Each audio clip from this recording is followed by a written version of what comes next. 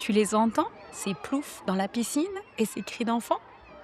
Tu sens cette odeur d'herbe coupée et de crème solaire? Pour moi, c'est vraiment mes meilleurs souvenirs d'enfance.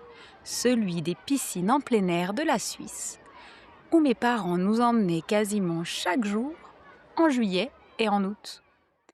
On habitait à moins d'une heure de route, on ne partait pas en vacances, mais mes parents nous y conduisaient chaque jour pour qu'on puisse profiter des toboggans incroyables, des plongeons et des pique-niques sur la pelouse. Et surtout, des parties de Uno interminables. Tu sais, ce jeu de cartes très populaire qu'on faisait avec mes frères et sœurs.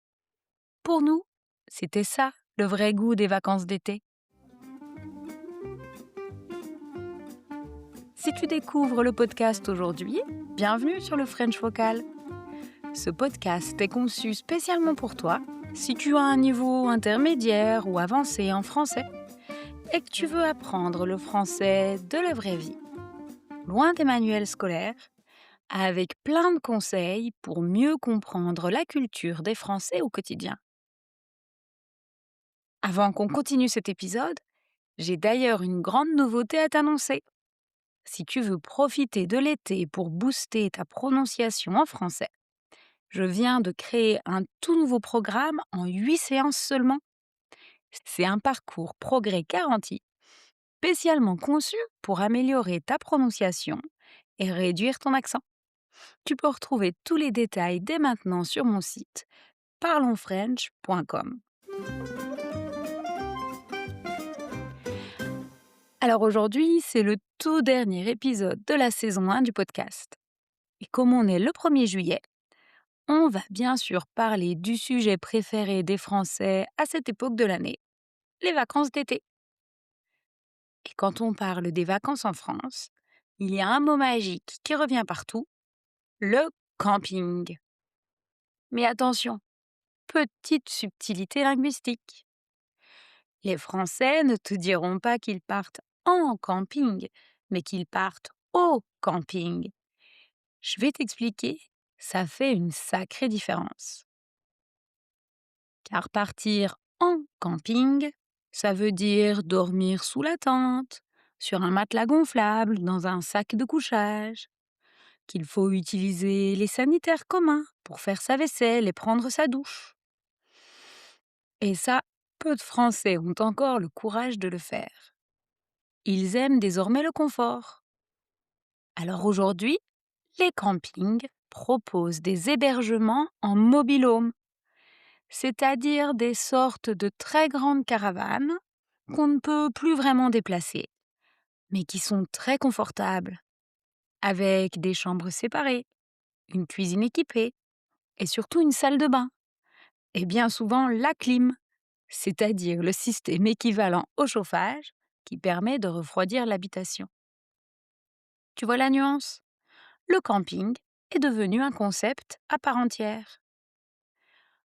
Comme je te le disais, quand j'étais plus jeune, ma famille et moi, nous ne partions pas souvent pour les grands voyages d'été. Mais j'avais la chance de partir au camping au mois d'avril avec ma tante et mon cousin. À cette époque, on logeait déjà dans un mobil-home. Aujourd'hui, c'est devenu le style de vacances le plus populaire en France, surtout pour les familles. Les chiffres sont impressionnants. L'hôtellerie de plein air, c'est le nom officiel, c'est le premier mode d'hébergement marchand pour l'été. Ça dépasse largement les hôtels en nombre de nuitées, c'est-à-dire en nombre de nuits qui passent les Français. Je te répète qu'on oublie, quand on parle du camping, la petite tente canadienne qu'on galère à monter sous la pluie. Aujourd'hui, les Français recherchent non seulement le confort des mobil-homes ou des bungalows, mais aussi les parcs aquatiques qui sont proposés par les campings et les animations du soir. Karaoké, jeux concours, spectacles. Il y en a pour tous les goûts et pour tous les âges.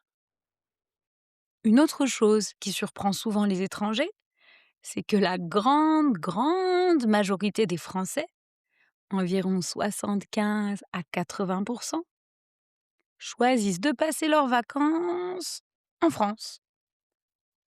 On appelle ça rester dans l'Hexagone. L'Hexagone, c'est le surnom de la France en raison de sa forme avec 6 côtés. Donc pourquoi les Français décident-ils de rester dans l'Hexagone? Tout simplement parce que la géographie française est une diversité incroyable. En quelques heures de voiture ou de train, tu peux passer des grandes plages de l'océan Atlantique aux petites criques de la Méditerranée, ou encore aux sentiers des hautes montagnes dans les Alpes. Il y en a vraiment pour tous les goûts. De mon côté, mon mois d'août est déjà programmé. Je pars dans le sud, en famille, du côté de Hyères, tout près de Marseille. C'est un endroit que je connais déjà et j'ai vraiment hâte d'y emmener mes enfants. Mon grand objectif, c'est de leur faire découvrir la merveilleuse île de Porquerolles. C'est un endroit magique, tu n'imagines même pas. L'eau y est d'une transparence éclatante, presque irréelle. Et comme les voitures y sont interdites, dès que tu descends du bateau, tu te retrouves dans une véritable parenthèse hors du temps. On prévoit bien sûr d'amener nos masques et nos tubas pour observer les poissons. Et on a même réservé un tout petit bateau pour y passer la nuit directement sur l'eau. Ça va être une super expérience. Pour le reste de nos vacances, le programme va être très simple, très français. On va mettre nos tongs, c'est-à-dire nos chaussures de plage, et on va tout simplement se la couler douce. Tu la connais cette expression, se la couler douce? Ça signifie se reposer, profiter de la vie sans faire d'efforts. Après une bonne baignade dans la Méditerranée, ce sera l'heure sacrée de la sieste à l'ombre. Et on finira bien sûr la journée autour de l'incontournable apéro. Comme on est tout de même sportif, on mettra le réveil certains matins pour pouvoir faire des randonnées avant qu'il ne fasse trop chaud, à la fraîche comme on dit. Mais sinon, l'objectif sera essentiellement le repos et les bons moments en famille. Allez voilà, la saison 1 du French Vocal se termine ici. Pendant l'été, il n'y aura pas de nouvel épisode complet, mais je ne vais pas t'abandonner pour autant. Je te donnerai régulièrement de mes nouvelles en publiant des petits messages vocaux. Je te raconterai mes anecdotes en direct des vacances.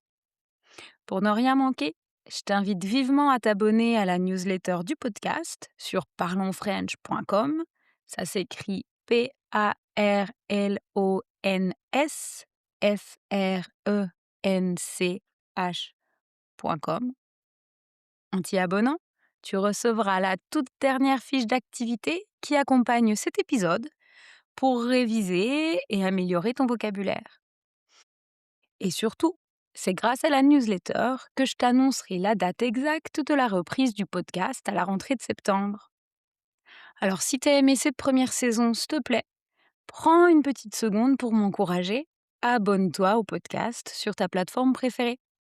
Vous êtes aujourd'hui à peu près 150 à être abonnés, mais vous êtes beaucoup plus nombreux à écouter régulièrement le podcast. Alors pensez à vous abonner pour ne pas rater les vocaux de l'été. Tu peux aussi me laisser 5 étoiles ou m'écrire un petit commentaire.